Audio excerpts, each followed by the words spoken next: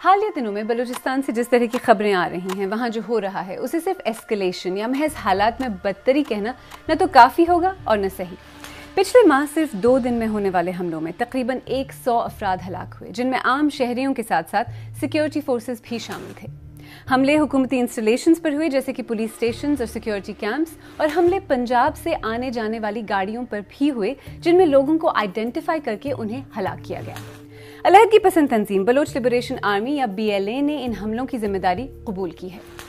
آپ اس مسئلے کو کسی بھی اینگل سے دیکھیں، بات گھوم پھر کے 3 پہلوؤں پر آ کے رکتی ہے: پاکستان اور بلوچستان کے درمیان کی تاریخ یعنی ہسٹری، جس کا کافی حد تک تعلق بلوچستان کی لوکیشن سے ہے یعنی جیوگرافی، اور اس کے نتیجے میں ابھرنے والی پاکستانی ریاست کی سیاسی اور سیکیورٹی پالیسی یعنی پالیٹکس۔ آج پروگرام میں ان 3 پہلوؤں کو تفصیل سے ایکسپلور کریں گے اور ایک سیدھے سوال کا جواب ڈھونڈنے کی کوشش کریں گے کہ کیا بلوچستان کا کنٹرول ریاست کے ہاتھوں سے نکلتا جا رہا ہے؟ اب اگر حکومت کو بات کرنی بھی ہوگی، اس کے لیے نہ مارنگ کے پاس کوئی بات ہے، مارنگ بھی تو پاکستان کے فریم ورک میں بیٹھ کے بات کرنا چاہتی ہے نا، ہم بھی پاکستان کے فریم ورک میں بیٹھ کے بات کرنا چاہتے تھے، ہمیں تو مایوسی ہوئی۔ اب ان کو جا کے ان سے بات کرنی ہوگی جو پہاڑوں پر جو بلوچستان کی آزادی کی بات کرتے ہیں۔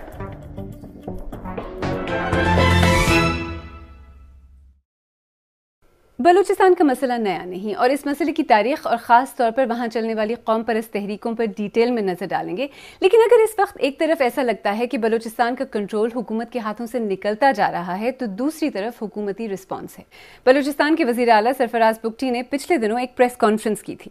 تربت میں FC ہیڈ کوارٹرز پہ آبادی کے اندر سے راکٹ آتا ہے تو کیا FC والے وہاں پر پھول پھینکیں؟ اس آبادی کو سوچنا پڑے گا۔ کیا سوات کے لوگ اتنے محب وطن نہیں تھے؟ کیا سوات کے لوگ ایسے پاکستانی نہیں تھے؟ کیا ریاست کو مجبور کیا جا رہا ہے کہ سوات کے لوگوں کی طرح ایک بڑی مائیگریشن ہو؟ نہ ریاست کو مجبور کیا جائے۔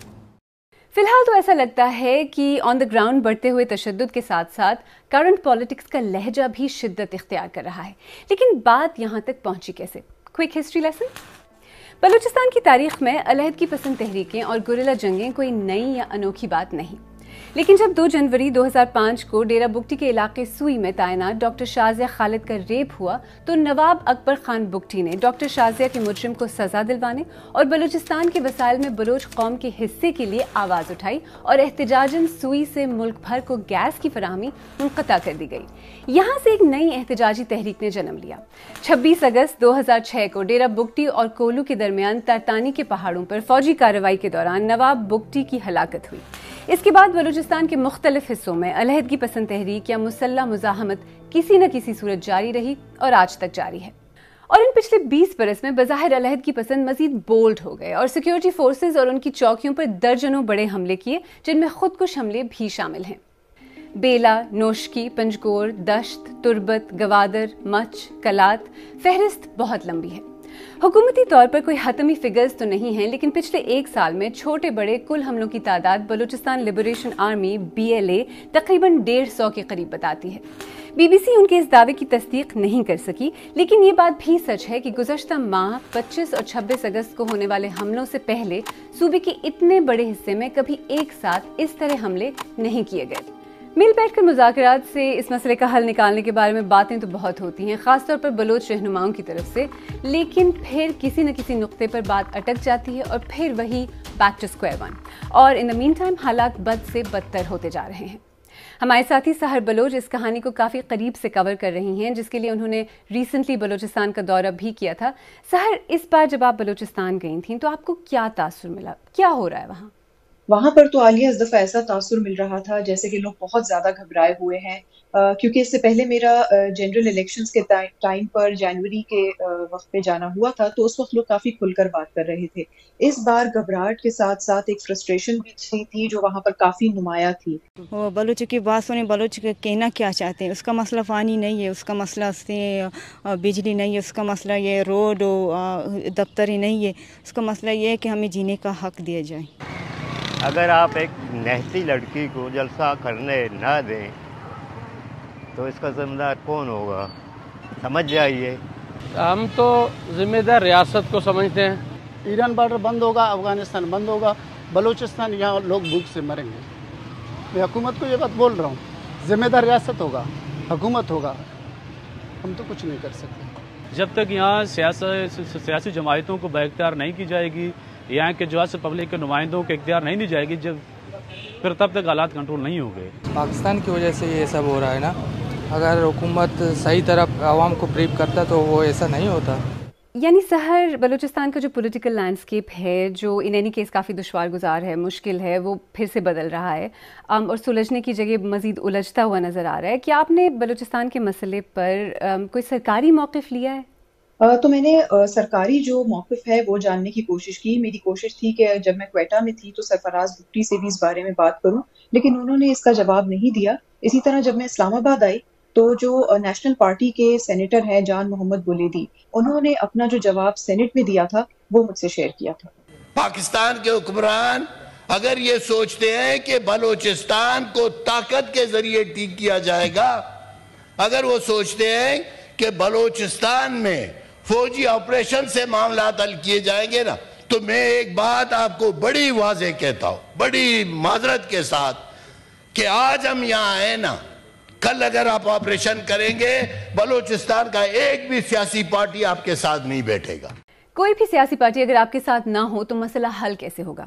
جیسا کہ ہم نے پہلے بھی کہا کہ کئی مرتبہ کوششیں کی گئی ہیں کہ بلوچستان کے سیاستدانوں کو بٹھایا جائے اور ان سے بات چیت کی جائے, لیکن ڈیڈ لاک ہمیشہ رہا. گزشتہ برس تو بلوچستان سے تعلق رکھنے والے انوار الحق کاکڑ کو نگراں وزیر اعظم بھی بنایا گیا, لیکن بلوچ مسئلے پر ان کا موقف بہت سے سیاستدانوں سے بھی زیادہ سخت نکلا.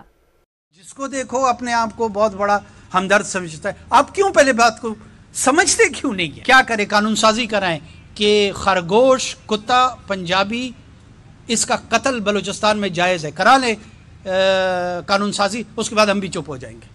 سحر, یہ جو لہجہ ہے, یہ جو فرسٹریشن ہے, یہ دراصل ایک ڈیپر مسئلے کی نشاندہی کرتا ہے, رائٹ؟ بالکل, کیونکہ زیادہ تر جو بلوچ سیاستدان ہیں وہ یہ سمجھتے ہیں کہ ریاست کسی بھی طور پر سیریس ہے ہی نہیں مسئلے کا حل ڈھونڈنے کے لیے, اور اس کی جو ایک بہت بڑی وجہ ہے وہ ایک لیک آف کانفیڈنس ہے جو برسہ برس سے چلتی آ رہی ہے. میں سمجھتا ہوں کہ اس وقت جو انسرجنسی ہے, اس انسرجنسی کو ملٹیپل اسٹریٹجی کے ساتھ اگر آپ ڈیل کریں گے تو ایک رزلٹ آ جائے گی. اس میں سب سے بڑا ایشو جو ہے نا وہ مسنگ پرسن کا ہے. اور بد اعتمادی والی جو یہ بات ہے, پچھلے ہفتے سابق وزیر اعلیٰ بلوچستان سردار اختر مینگل نے بھی پاکستان کی قومی اسمبلی کی رکنیت سے یہ کہہ کر استعفیٰ دے دیا کہ وہ پاکستان کے سیاسی اداروں پر اپنا اعتماد کھو چکے ہیں. سحر, آپ کی سردار اختر مینگل سے بھی بات ہوئی ہے, رائٹ؟ بالکل, میری ان سے بات ہوئی تھی اسی روز جس دن انہوں نے ریزائن دیا تھا, اور انہوں نے اس حوالے سے اب یہ کہا کہ اب سیاسی طور پر تو کوئی ڈائیلاگ ممکن ہی نہیں ہے. ابھی تک ان کو یہ سمجھ نہیں آ رہی کہ بلوچستان ان کے ہاتھوں سے نکل چکا ہے. کافی ایسے مواقع آئے کہ وہ شاید ان ناراض بلوچوں کو جنہوں نے بندوق اٹھائی ہوئی ہے, جو بالکل نا امید ہو چکے تھے اس ملک کے سسٹم سے, ان کو لانے کی کوشش کی جا سکتی, شاید کامیابی کے امکانات تھے. اور ریاست یہ سمجھتی ہے جو ہم مجھ جیسے جو ممبران ہیں جو نیشنل اسمبلی میں اس وقت بیٹھے ہوئے ہیں وہ بلوچستان کی نمائندگی کر رہے ہیں, بلوچستان کی نمائندگی وہ نہیں کر رہے, بلوچستان کی نمائندگی ابھی کوئی اور ہی کر رہا ہے. اور آج جو یہ ملیٹنسی اس روج پر پہنچ چکی ہے, یہ ملیٹنسی ان فوجی آپریشن کا نتیجہ ہے جو ہم بھگت رہے ہیں. اچھا, ریسنٹ ہسٹری کا ذکر ہم نے کیا, پالیٹکس یا سیاست کے مختلف پہلوؤں کو ہم سحر کے ساتھ سمجھنے کی کوشش کر رہے ہیں. آئی تھنک ذرا جغرافی پر آتے ہیں. بلوچستان رقبے کے لحاظ سے پاکستان کا سب سے بڑا صوبہ ہے جو پاکستان کے جنوب مغرب میں واقع ہے, اور اس کی سرحدیں ایران اور افغانستان سے ملتی ہیں, اور اس کے ایک طرف بحیرہ عرب ہے. بلوچستان کا دارالحکومت کوئٹہ ہے جس میں آبادی کے لحاظ سے سب سے زیادہ پشتون رہتے ہیں. اس کے علاوہ افغان مہاجرین کی ایک بڑی تعداد بھی بلوچستان میں بسی ہوئی ہے. بلوچستان ایک قبائلی معاشرہ ہے اور پورے صوبے میں تقریباً 46 قبائل بستے ہیں, جن میں بڑے قبائل میں بگٹی, مری, مینگل, بزنجو, جمالی اور رند شامل ہیں, اور اس کے علاوہ تقریباً 70 سردار ہیں. ہر صوبے کی ہی طرح پورا صوبہ ایک سا نہیں ہے اور نہ ہی وہاں رہنے والے. مثلاً مکران جہاں گوادر کی بندرگاہ واقع ہے, وہاں کے لوگوں کے تحفظات اور مطالبات مشرقی بلوچستان کے قبائل سے جہاں قدرتی گیس اور کوئلے کے وسائل وافر مقدار میں ہیں مختلف ہیں. مشرقی حصے کے برعکس ساحلی علاقے پر قبائلی سرداروں کا غلبہ نہیں ہے. یہ باقی صوبے کے مقابلے میں کم قبائلی, بہتر تعلیم یافتہ, زیادہ مڈل کلاس اور سیاسی طور پر آگاہ ہے. سحر، آپ مکران میں تھیں، وہاں بھی حالات بدل رہے ہیں. کیا آپ کو اس بات کی کوئی سینس ملی کہ ملیٹنسی میں جو بظاہر اضافہ ہو رہا ہے اس کی وجہ کیا ہے؟ اس کی عالیہ ایک بہت بڑی وجہ یہ ہے کہ ایک سسٹم کی طرف ایک ڈس اپوائنٹمنٹ ہے جو وہاں کے ینگسٹرز فیل کرتے ہیں. اسی لیے آپ نے دیکھا ہوگا کہ اس وقت جو زیادہ تر اضافہ ہو رہا ہے ملیٹنسی میں، اس میں ینگسٹرز کی تعداد زیادہ ہے. میں اس وقت تلار چیک پوسٹ کے پاس موجود ہوں. یہاں میرے پیچھے سائیجی نامی پہاڑ ہے جہاں پر اس وقت آپریشن جاری ہے. یہ موجودہ بلوچ عسکری مزاحمت کا پہلا مرکز رہا ہے. یہ وہی جگہ ہے جہاں سے بلوچ عسکری لیڈر اللہ نظر نے اپنی عسکری تحریک کا آغاز کیا تھا. یہاں پہلا بڑا آپریشن 2006 میں ہوا تھا. بلوچستان کے مختلف اضلاع میں 25 اور 26 اگست کو BLA کی جانب سے کیے گئے حملوں میں زیادہ تر شمولیت مکران کے نوجوانوں کی رہی ہے. BLA کی باغ دوڑ بھی اب نوجوانوں کے ہاتھوں میں ہے، اور اس سے پہلے ہونے والے حملوں میں بھی مکران کے نوجوانوں کی بھاری نفری نے شمولیت حاصل کی ہے. کراچی یونیورسٹی کے چینی انسٹیٹیوٹ پر حملہ کرنے والی شاری بلوچ کا تعلق بھی مکران کے علاقے تربت سے تھا، جبکہ بیلا کیمپ پر حملے میں ملوث ماہل بلوچ کا تعلق گوادر سے تھا. علیحدگی پسند مسلح تحریک میں اس وقت دوبارہ تیزی آئی جب سی پیک شروع ہوا اور 2001 میں چین نے گوادر میں ایک میگا پروجیکٹ کا اعلان کیا. گوادر دنیا کی اہم ڈیپ واٹر سی پورٹ ہے، جس کے بارے میں دعویٰ کیا جاتا ہے کہ اس سے چین، ایران اور افغانستان سمیت پورے ایسٹ ایشیا اور سینٹرل ایشیا کو فائدہ ہو سکتا ہے. لیکن بلوچ سمجھتے ہیں کہ وہ پہلے کی طرح اب بھی خسارے میں ہیں. دیکھیے ہمارے ہاں تو 1957 میں 55 میں گیس نکلا، 57 میں اس کی ڈسٹریبیوشنز ہوئی تھی. تو اس میں ہمیں صرف 2 مد میں پیسے مل رہے تھے. ایک رائلٹی کی مد میں 12%، ایک ایکسائز ڈیوٹی کی مد. ہماری یہ تھی کہ جی اس میں ہمارا ٹوٹل حق ہے. تو میں سمجھتا ہوں کہ یہی گیس کے ساتھ ہوا، یہی صندوق کے ساتھ ہوا. صندوق میں بھی ہماری جو وہ ہے وہ 2% ہے. 50% وہ لے جاتا ہے چائنا، 48% فیڈرل گورنمنٹ، ہمیں 2% ملتا ہے. جو جتنے ریسورسز ہیں وہ ان لوگوں نے اپنے کنٹرول میں کیا ہے. ایگزیکٹلی یہی گوادر پورٹ ہے. گوادر پورٹ میں 93% will go to China and 7% go to federal government, and Balochistan is getting nothing. لیکن جس مسئلے کی وجہ سے بلوچستان کے عام عوام میں سب سے زیادہ غصہ پایا جاتا ہے وہ جبری گمشدگیاں ہیں.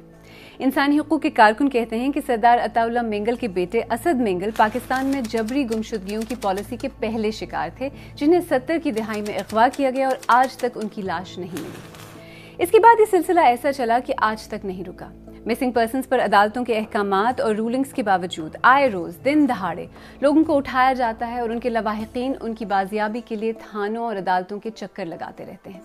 پہلے تو کوئی یہ مانتا ہی نہیں کہ کس نے اٹھایا، اور پھر کسی دن یا تو وہ شخص برآمد ہو جاتا ہے یا پھر اس کی مسخ شدہ لاش ملتی ہے. Human rights commission of Pakistan کی ایک ریسنٹ رپورٹ کے مطابق بلوچستان میں 2011 سے اب تک جبری گمشدگیوں کے 2752 کیسز رپورٹ کیے گئے، جن میں سے 1990 افراد بازیاب ہوئے، جبکہ 37 افراد کی لاشیں پائی گئیں. HRCP کی رپورٹ میں ہی ایک تنظیم ڈیفینس آف ہیومن رائٹس کا حوالہ دیتے ہوئے کہا گیا ہے کہ اسی سال دسمبر تک بلوچستان میں 82 افراد جبری طور پر لاپتہ کیے گئے، جن میں سے 67 کا ابھی تک کوئی پتہ نہیں، 12 کو چھوڑ دیا گیا ہے، جبکہ ایک کو ماورائے قانون مار دیا گیا ہے. پاکستان کے مختلف شہروں میں بلوچ اسٹوڈنٹس کو زبردستی ہاسٹل سے اٹھانے کا سلسلہ بھی جاری ہے، جو اپنے آپ میں بہت ہی ورینگ ہے. آپ کو یاد ہے لاسٹ ایئر بالاچ نامی ایک بلوچ شہری کی CTD کی حراست میں مبینہ ہلاکت ہوئی تھی، جس کے بعد ایک سوشل موومنٹ بھی شروع ہوئی تھی. سحر، اس سٹوری کو بھی آپ نے کور کیا تھا، رائٹ؟ جی بالکل عالیہ، یہ پہلا ایسا موقع تھا جب تربت سے بہت بڑی تعداد میں لوگ اسلام آباد تک پہنچے تھے، اور یہ پہلا ایسا موقع تھا جب حکومت کو بھی نہیں پتا تھا کہ اتنی تعداد میں لوگ وہاں آ کر بیٹھیں گے اور اپنی جو بھی مایوسی ہے یا ڈس اپوائنٹمنٹ ہے اس کا اظہار کریں گے. اور یہ بھی جو موومنٹ ہے یہ بھی فدا چوک سے تربت کے سٹارٹ ہوئی تھی، جہاں پر میں ریسنٹلی ابھی گئی تھی مکران میں. میں جس جگہ پر موجود ہوں اس جگہ کا نام شہید فدا چوک ہے. اس مقام پر پچھلے سال یہاں کے رہائشی بالاچ کی مبینہ طور پر CTD کی کسٹڈی میں ہلاکت نے ایک نئی شورش کو جنم دیا تھا، لیکن اس بار یہ شورش سماجی تھی جس کی سربراہی ڈاکٹر مہرنگ بلوچ نے کی. مہرنگ بلوچ کی سربراہی اور لوگوں کی والہانہ سپورٹ نے ایک بات تو واضح کر دی کہ یہاں کی عوام کا قوم پرست جماعتوں پر سے اعتماد ختم ہوتا جا رہا ہے، بلکہ ایسے لوگوں پر سے بھی اٹھ رہا ہے جو 2-3 سال پہلے تک خود کو ان کا نمائندہ سمجھتے رہے ہیں. اس کی ایک مثال یہیں سے کچھ دور اور کچھ سال پہلے تک گوادر کے مشہور لیڈر سمجھے جانے والے مولانا ہدایت الرحمان کی ہے۔ انہوں نے ایک ریلی سے مخاطب ہوتے ہوئے کہا تھا کہ وہ عوام کے نمائندے ہیں اور مکران کے عوام کی بقا اور بنیادی ضروریات کی بات کرتے ہیں، لیکن حال ہی میں گوادر شہر میں سوربندن کے مقام پر مولانا ہدایت کے احتجاجی دھرنے میں بمشکل چند لوگوں کی شمولیت نے پھر یہ واضح کیا کہ مکران اپنے نمائندے منتخب کرنے کا حق اپنے پاس رکھنا چاہتا ہے۔ سحر کی رپورٹ میں بلوچ یکجہتی کمیٹی کی رہنما ڈاکٹر ماہرنگ بلوچ کا ذکر آپ نے سنا۔ بی بی سی نے ڈاکٹر ماہرنگ بلوچ سے بات کی اور پوچھا کہ ان کی نظر میں اس وقت سب سے بڑا مسئلہ کیا ہے۔ اسٹیٹ وائلنس کی بنیاد پر مسائل کا حل چاہتی ہے۔ اس کی سب سے بڑی مثال اگر آپ دیکھیں تو یہ ہے کہ ریسنٹلی بلوچستان میں جو مسلح تنظیموں کی ایکٹیویٹی تھی، اس کے بعد اسٹیٹ نے اسی وائلنس کا استعمال کرتے ہوئے 4 لاپتہ افراد کو فیک انکاؤنٹر میں مارا اور ان کی مسخ شدہ لاشیں پھینکی گئی۔ ان مسخ شدہ لاشوں میں ان کی آنکھیں نکالی گئی، ان کے چہرے مسخ کیے گئے۔ تو یہ وہ بیہیویئر ہے اسٹیٹ کا جو ابھی تک نہیں بدلا۔ یہاں یہ کہنا اہم ہے کہ ماہرنگ بلوچ نے اس کیس میں جو الزامات اسٹیٹ وائلنس کے حوالے سے لگائے ہیں ان کے بارے میں اب تک حکومت کی طرف سے کوئی آفیشیل رسپانس نہیں آیا ہے، لیکن اس طرح کے الزامات حکومت پر پہلے بھی لگتے رہے ہیں اور حکومت ان کی سختی سے تردید کرتی رہی ہے۔ ہم نے ڈاکٹر ماہرنگ بلوچ سے یہ بھی پوچھا کہ کیا ان کی اب تک کی تحریک سے کچھ ہوا ہے، کچھ بدلا ہے، بات کچھ آگے بڑھی ہے؟ پولیٹیکل اسٹرگل ایک لانگ ٹرم اسٹرگل ہوتی ہے اور اس کی ایک براڈر لیول کا اسٹرگل ہوتی ہے، اور اس کی کامیابی کا فیصلہ چند ایونٹس کی بنیاد پر نہیں کیا جا سکتا، خاص کر پاکستان جیسی ریاست جہاں پر سیاسی عمل پر بالکل قدغن لائق ہے اور سیاسی ورکر کو ایک پرائم وکٹم ہے اسٹیٹ ایٹراسٹیز کے۔ مارچ 1948 میں بلوچستان کا جب پاکستان کے ساتھ الحاق ہوا تھا تو بات اس وقت بھی آسان یا غیر متنازع نہیں تھی۔ انفیکٹ مسلح مزاحمت کا آغاز اس کے ساتھ ہی ہو گیا تھا۔ پھر اس کے بعد بلوچستان کو جس طرح ٹریٹ کیا گیا، وہ اکنامک سطح پر ہو یا سیاسی اور فوجی پالیسیز کے ذریعے، اس سے صوبے میں پاکستانی ریاست کے لیے ٹرسٹ یا اعتماد بڑھنے کی جگہ مزید کم ہوتا گیا۔ پروگرام کے آغاز میں ہم نے جو سوال پوچھا تھا کہ کیا بلوچستان کا کنٹرول ریاست کے ہاتھوں سے نکلتا جا رہا ہے، اس کے جواب میں بعض تجزیہ کار، ایکسپرٹس اور خود بلوچ رہنماؤں کا یہ کہنا ہے کہ بلوچستان انفیکٹ پاکستانی ریاست کے ہاتھوں سے نکل چکا ہے، اور اب بلوچستان اور اس کے عوام کو قومی مین سٹریم میں واپس لانے کے لیے نی جرک ریاکشنز، طاقت کے بے دریغ استعمال اور تلخ زبانی کی نہیں بلکہ ڈی ایسکلیشن، صوبے کے جائز مطالبات پر لانگ ٹرم پالیسیز اور ایک ایسی اسٹریٹجک سوچ کی ضرورت ہے جو بلوچ عوام کو جبری گمشدگیوں کے خوف کے بغیر وہ تمام حقوق دے جو کہ ہر پاکستانی شہری کا حق ہے۔ دنیا میں کہیں بھی علیحدگی پسند نظریہ طاقت اور تشدد سے کم نہیں ہوا ہے بلکہ بڑھا ہے۔ اس ایکویشن میں اب بھی طاقت کے لحاظ سے پاکستانی ریاست کا پلڑا بھاری ہے اور پیچھے ہٹنے کی لگژری ہمیشہ طاقتور کے پاس ہی ہوتی ہے۔